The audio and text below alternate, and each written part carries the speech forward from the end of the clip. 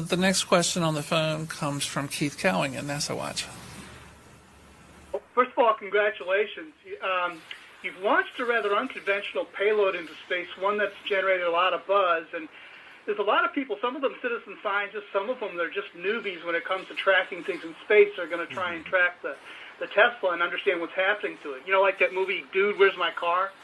And other than the live webcam today, what is SpaceX going to do to interact with this community of Tesla trackers once the car leaves orbit? Do you have a plan, or are you just going to kind of wait and see what bubbles up on the internet and react to it? We don't have a plan. No plan. The battery's going to last about 12 hours from launch, roughly.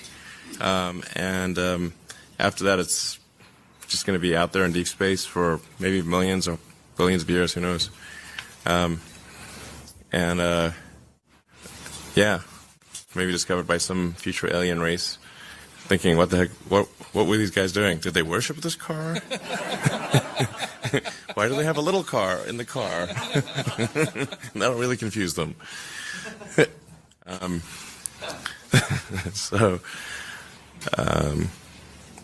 not sure what's going to happen, but I think, it's kind of a fun thing, and I sure hope that next burn works, by the way.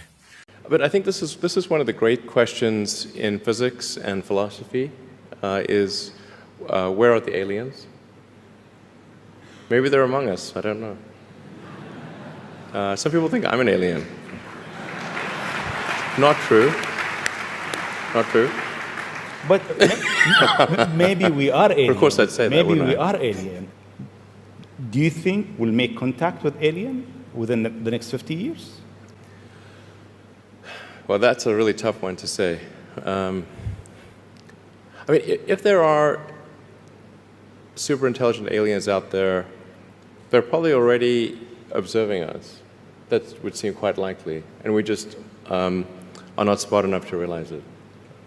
But I can do some back-of-the-envelope calculations, and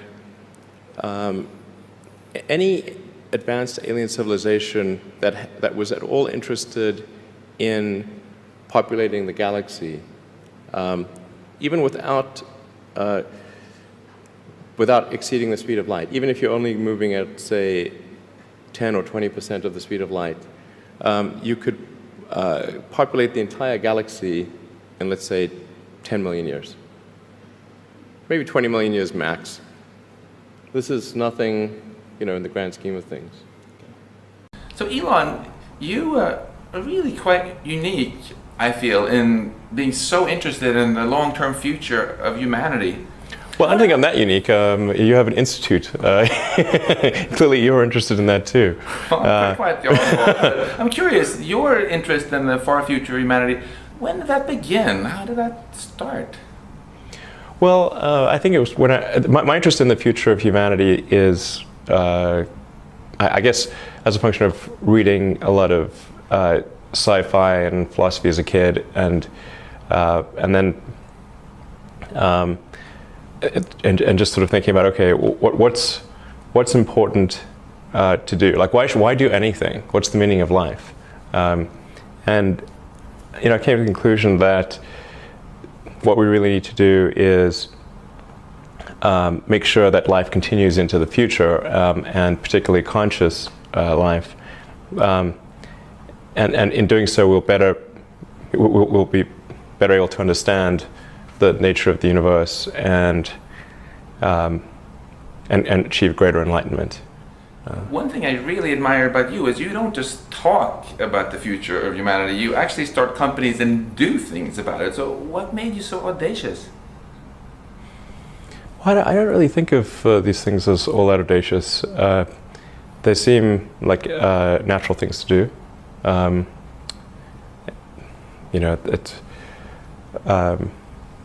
It's sort of more of a long-term optimization rather than a short-term one. I just, not that I think, everyone should be doing these things, but someone needs to do them. So if I see that, well, somebody's not doing this and maybe I could be helpful, then I try to do something in that regard.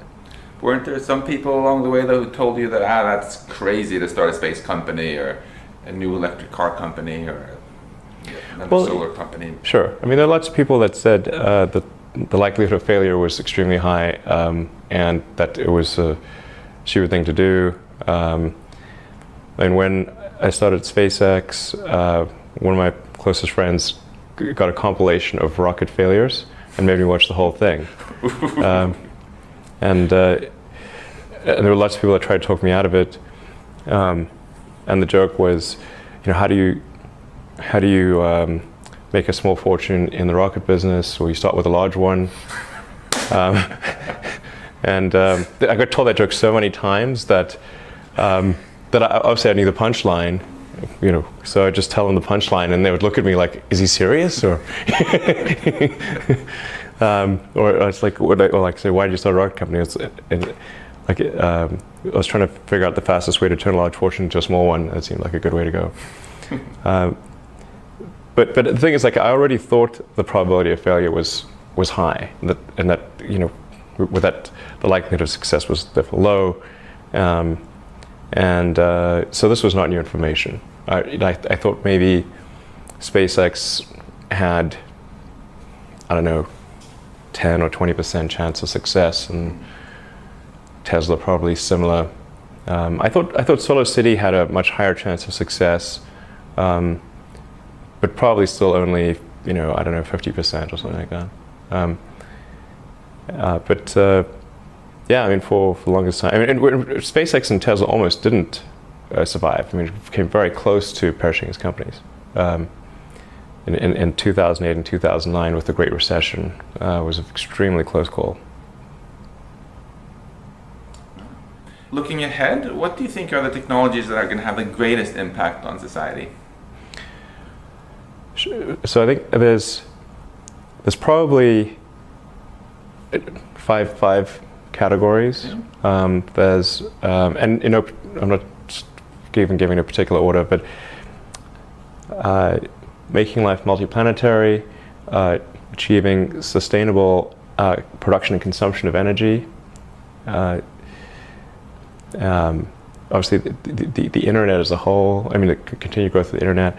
And then potentially, so if we do this, reprogramming human genetics, and the fifth one would be artificial intelligence. So, working on the kind of the first three, but not the last two. I think the last two I think have the greatest potential to be a double-edged sword. So when you call artificial intelligence a double-edged sword, can you talk a bit about the positive edge first? What do you see as the greatest benefits we can get from AI? Well, the greatest benefits from AI would probably be in eliminating drudgery. So, like in terms of or tasks that are mentally boring. Not interesting. There's arguably breakthroughs in areas that are currently beyond human intelligence, or at least for now beyond human intelligence. I think we could probably solve them in the long term, such as the classic sort of curing cancer and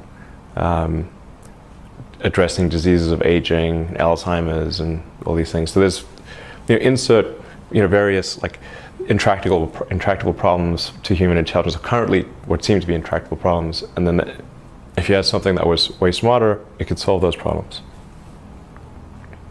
And turning to negative edge, right? Well, I think it's best to prepare for to try to prevent a negative circumstance from occurring than to wait for it to occur and then be reactive. So, and this is a case where the range of negative outcomes some of them are quite severe. So it's not clear whether we'd be able to recover from some of these negative outcomes. In fact, certainly you can construct scenarios where recovery of human civilization does not occur. And when the risk is that severe, it seems like you should be proactive and not reactive. I'm really quite curious why you decided to make such a large donation. Because 10 million is something that really enables a massive amount of research. I don't think 10 million is a large amount of money for this subject area. It should probably be higher. But there should be probably some much larger amount of money applied to AI safety in multiple ways. Well, I want to thank you again so much for this. It's something we really, really appreciate and are eager to do great stuff with.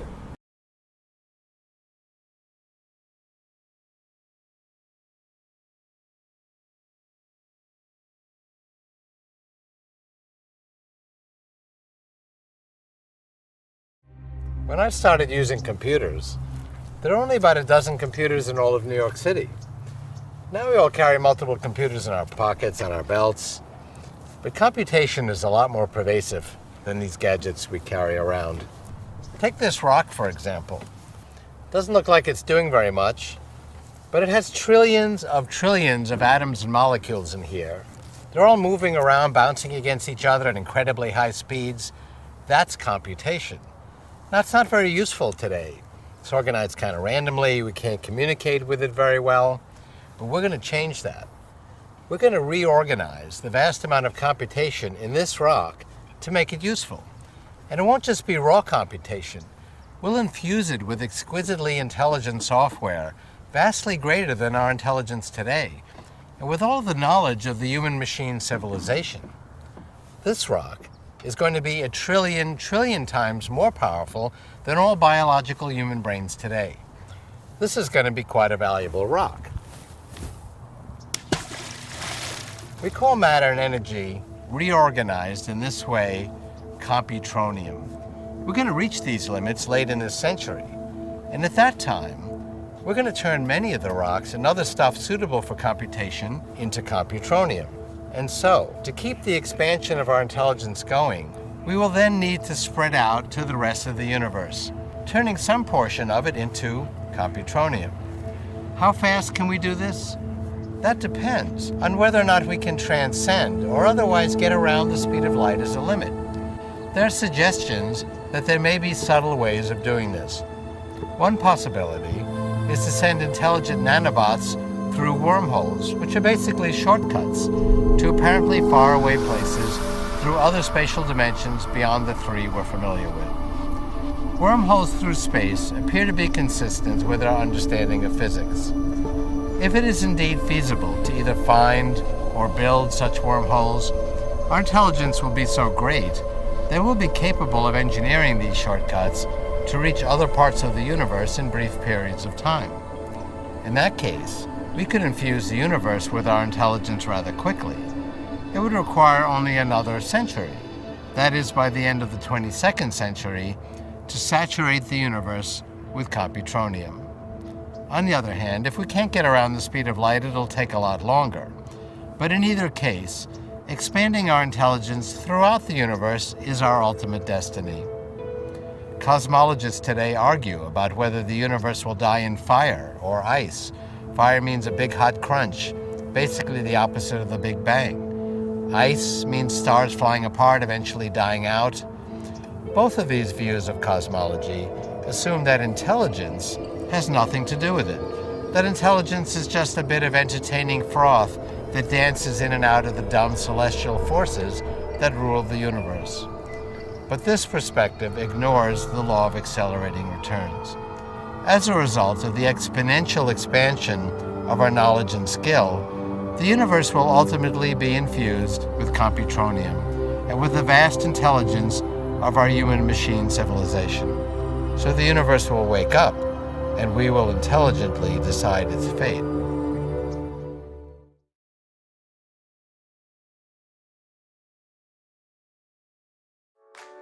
Hello and welcome to Ray K Q&A, the show where Ray Kurzweil answers questions about the future. This week's question, do you believe in God? I believe that the ultimate spiritual value is consciousness. Now, in some spiritual traditions, it's called a soul, and I think that's what people mean by a soul. is an entity that's conscious. So you might think there's a big distinction or disparity between atheists who don't believe in God and people who have more traditional religious beliefs. But actually, there isn't. Everyone, with very few outliers, believes in the sacredness of a conscious person. And in fact, non-conscious things like a machine or a diamond are only important insofar as they affect the conscious experience of conscious beings. Atheists would agree that a conscious person is sacred. They may not use that word exactly. And the impact that different acts and actions and lack of action have on conscious experience. And so to extinguish someone's consciousness is a high crime. Causing pain and suffering, like assaulting someone, is also a crime, maybe not as serious as extinguishing someone's consciousness, but basically our morality is based on consciousness. Some scientists say, well, consciousness is not really a scientific property. There's no falsifiable experiment you can run that would definitively prove that this entity is conscious and this one isn't.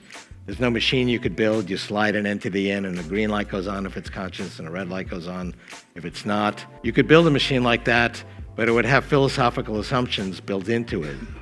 So John Searle at Berkeley would want to make sure it's squirting biological neurotransmitters, and if it wasn't, the red light would go on. And Dan Dennett at Tufts, who's a leading AI philosopher, would want to make sure that the entity had some model of its own thinking process, and that would be, if it did that, then maybe the green light would go on and it would say it's conscious. So some scientists say, well, it's just an illusion. We shouldn't waste time with it. That's not my view because, as I say, morality is based on consciousness, and even people who say that nonetheless actually believe in that morality. That's one view I have. So we have consciousness. It's deeply mysterious. I mean, how is it that we can look at a human brain, and I've certainly been among those that have attempted to describe how it's like a machine and how that machine works. And yes, it's extremely complicated, but nonetheless, each neocortical module is made up of 100 neurons, and each neuron has these different parts and ion channels, and you can describe how it goes, and it follows the laws of physics. So it is a machine. Nothing mystical about, a neuron, and out of that comes a conscious entity. It's kind of a miracle. So I do believe in miracles. I think that's a spiritual property, and the fact that consciousness came into being is a deeply mysterious spiritual kind of revelation. So that's one attitude I have towards spirituality. Another one is, how is God described in these different traditions? There's actually a common set of attributes that God has in all of these different religious traditions. God is infinitely creative and beautiful and loving, intelligent. So what happens to entities as they evolve? We became more intelligent, we became more capable of higher level emotions, so we became more loving, we became more creative, we became more beautiful, and so we're actually moving exponentially to have greater levels of the very properties we ascribe to God without limit. Now, we never become literally infinite, but we're moving exponentially in that direction, so we become more godlike, and we become closer to God, and we do so at an exponential rate, and exponentials kind of explode, never quite becoming infinite, so we never really reach that ideal, but you can definitely say that evolution is a spiritual process that moves us closer to God. Thanks for watching Ray K Q&A. Stay tuned for a new episode every Thursday.